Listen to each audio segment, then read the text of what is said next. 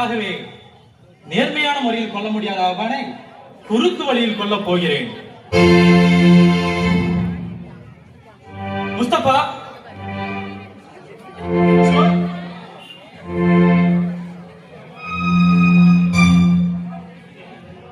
சமாதான ஒப்பந்தத்தை பற்றி பேசுவதற்காக சிவாஜி இங்கே தனியாக வரும்படி இதில் எழுதியிருக்கிறேன்.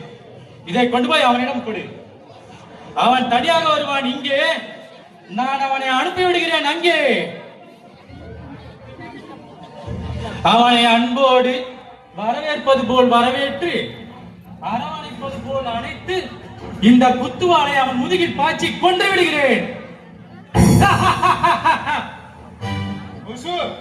சிவாஜி இங்கே வர சம்மதிப்பானா?